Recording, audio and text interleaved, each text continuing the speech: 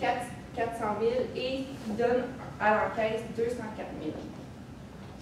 Et le 8, il faut attendre le revenu. L'entreprise qui a acheté notre bannière de création, celle-là, elle nous doit un pourcentage des ventes. Par la suite, quand on va voir, elle va voir, OK, moi j'ai vendu tant, c'est là qu'on va pouvoir avoir le prix. Mais nous, on ne l'avait pas. Donc, on n'a pas pu faire d'écriture pour ça. Selon le principe comptable de la bonne information. Ouais, c'est ça.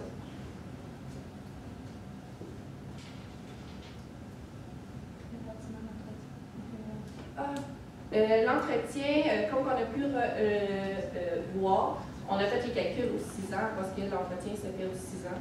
Et on a commencé, l'entreprise a commencé en 96. Et on a fait plus 6, plus 6, plus 6. Ça allait en 2026 avant qu'on puisse, avant qu'on ait à investir. Excusez. Avant qu'on ait au niveau, investir au niveau d'entretien. Excusez. Je vais l'avoir. Et on a dû, Caroline s'est donné un salaire, mais en dividende. Donc, on a mis Caroline en dividende et on a noté de l'encaisse. C'est les chiffres qu'on a changés au niveau du bilan, puis on voit que le bénéfice net a diminué après nos changements.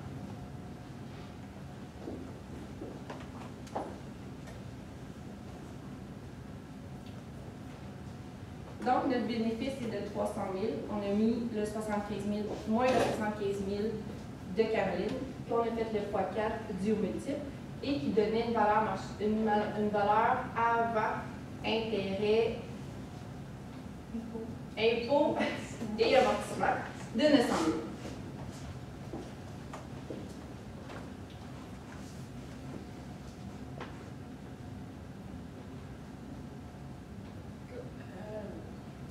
Pour le financement de l'achat, on va revenir sur ce point dans les plus brefs délais.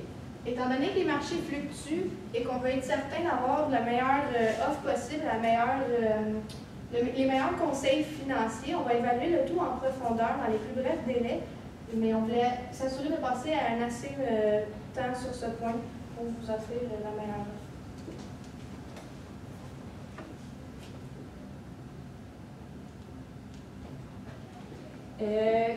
Au niveau de le contrôle interne, Stéphane fait les payes.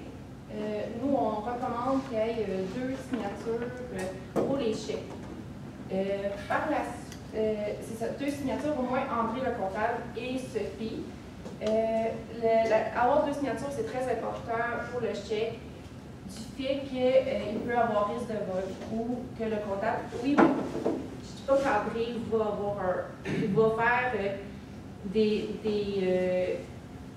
il va dans le sens mettre, il peut, s'il voudrait, mettre dans l'écriture, puis, OK, on fait le chèque, puis il y aurait peut-être du vol, risque de vol. Donc, avec 2 signatures, André ne pourrait pas sortir de l'argent sans que vous le sachiez. Aussi, il y a un autre point que vous mettiez directement les payes des employés dans le compte de Stéphane, personnel.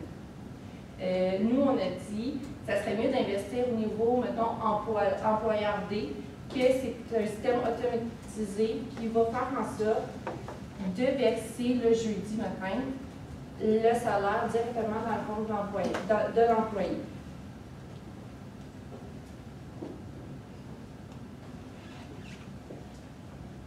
Passons maintenant à votre projet d'expansion. Au fond, Caroline avait envie d'acheter un bâtiment, d'investir et de lancer un nouveau produit. Cependant, comme vous pouvez le voir, ça donne un tout négatif parce que elle a trop de dépenses versus ce qui revient comme revenu, que ce soit la subvention gouvernementale que vous êtes accordée pour l'achat de matières recyclées. Et ça, d'ailleurs, c'est très beau projet vous avez, de pouvoir utiliser la matière recyclée. Mais comme vous voyez, vous avez un bâtiment à acheter, vous avez des immobilisations à acheter, vous voulez aussi rénover le bâtiment, mais le tout avec l'achat des matériaux, les salaires, ça fait que vous avez trop de dépenses comparément à ce qui vous revient. Alors, il faudrait peut-être penser à faire certains changements ou à repenser un peu le projet ou à aller chercher plus d'informations qui pourraient nous aider à faire un projet qui est plus rentable. Nous, on a pris, au fond, vous vouliez avoir un taux de 8, mais avec, c'est le taux de...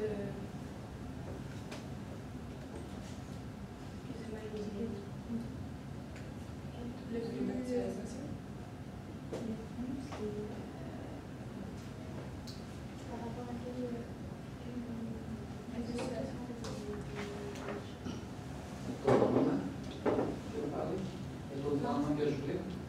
Non, de 5 à 7 l'inflation, oui, c'est ça. Merci. À cause du taux d'inflation, on a augmenté votre taux de rendement souhaité à 8 pour être sûr que ce soit plus proche de la réalité. Vous souhaitez aussi 5 ans. J'ai vu que vous pensez déjà ce que ça pourrait être dans les années d'après, mais on s'est dit que ce serait plus pertinent de rester dans 5 ans, sachant déjà aussi que ce n'était pas vraiment un projet qui était viable. Mais vous avez vraiment une bonne idée d'aller dans l'ex-responsabilité et d'essayer d'avoir une entreprise plus...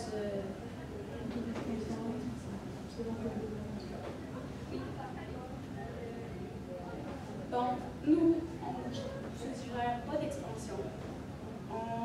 C'est ça d'avoir un peu plus de méthodes de contrôle interne, comme de mettre plusieurs personnes sur les payes. Oui, d'utiliser employeur D aussi, Desjardins, qui va vraiment être une bonne aide là, pour contrôler justement que ça soit sécuritaire et de manière bien fait, tout en respectant aussi les PCGA, donc les principes comptables généralement reconnus. Donc, comme mes collègues l'ont mentionné, les 2 signatures, le fait qu'on puisse voir une deuxième fois plus de yeux sur les chèques pour s'assurer que tout est beau. Donc, l'incompatibilité des tâches, très important sur une entreprise comme la vôtre. Donc, c'est à peu près ça qu'on a en conclusion. Si vous avez des choses à rajouter, oui, ça fait le tour.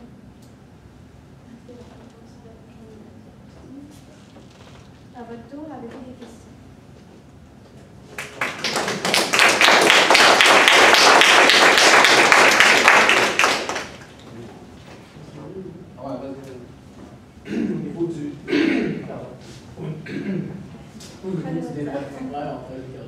Au niveau du développement durable, vous en avez parlé un petit peu là, dans le calcul que c'était bien des matières aussi. Mais au-delà de ça, dans la mission d'entreprise, est-ce qu'on peut faire plus côté environnement et autres? C'est sûr que dans le fond, le développement durable se repose sur 3 piliers, qui soient sociaux, écologiques et économiques. Donc au sein de l'entreprise, si socialement, vos employés ici peuvent faire du télétravail, c'est encore mieux. Ils n'ont pas à se déplacer. Donc, on a des émissions de gaz à effet de serre qu'on réduit, l'émission de carbone. C'est sûr que le télétravail est une belle option. Ensuite, du niveau économique, le site Internet, ça ne génère pas d'effet néfaste sur la planète. Et puis, ce seraient les principales recommandations. Ouais. Voilà une question. Si je me mets dans la... Si j'impersonnalise Charlotte, là, puis là, je vais acheter l'entreprise à ma mère, puis dans le cas, ça disait que dans les immobilisations d'entreprise, il y a du mobilier qui est chez ma mère. Est-ce que c'est normal, ça, pour vous? Est-ce que c'est correct que dans l'entreprise, il y ait des immobilisations En fait, soit ailleurs? Non, parce que, au fond, ce qu'il faut séparer, ce qui est personnel au propriétaire et ce qui fait partie de l'entreprise. Et si, mettons, elle s'achèterait une auto, il faudrait vraiment que ce soit de ses sous à elle qu'elle les utilise. Et non, je l'achète avec l'entreprise, puis je l'utilise, mais je le laisse comme dans un pied. Par contre, si elle peut décider de revendre ses biens d'entreprise. Ça, elle pourrait le faire. Ça serait un apport qu'elle ferait à l'entreprise. Là, on pourrait le comptabiliser. Mais vu que là, les biens, les immobilisations sont chez sa mère, ils sont utiles à sa mère et non à l'entreprise, il faudrait les retirer. J'ai vu là, dans vos ajustements comptables, vous disiez qu'en 2026, il va falloir réinvestir là, dans l'entretien parce que les choses sont bonnes 5 ans. Mais au niveau de l'achat de l'ascenseur, entre autres, est-ce qu'il y aura un ajustement à faire aux états financiers? C'est-tu correct de laisser ça dans le compte de réparation et entretien? On va revenir là-dessus prochainement. Sinon, j'ai peut-être une petite question en lien avec la franchise. Pourquoi je ne pouvais pas comptabiliser en tant que produit un certain montant cette année? Au niveau de la franchise, Exact. On disait qu'il y avait 50 000 pour une durée de 5 ans. On avait été versé. ah, c'est en 2023, on est rendu la 6e année. À cause que l'année 17, c'est l'année 1, 2018, 2019, 2021, 2022, 2023. C'est ça.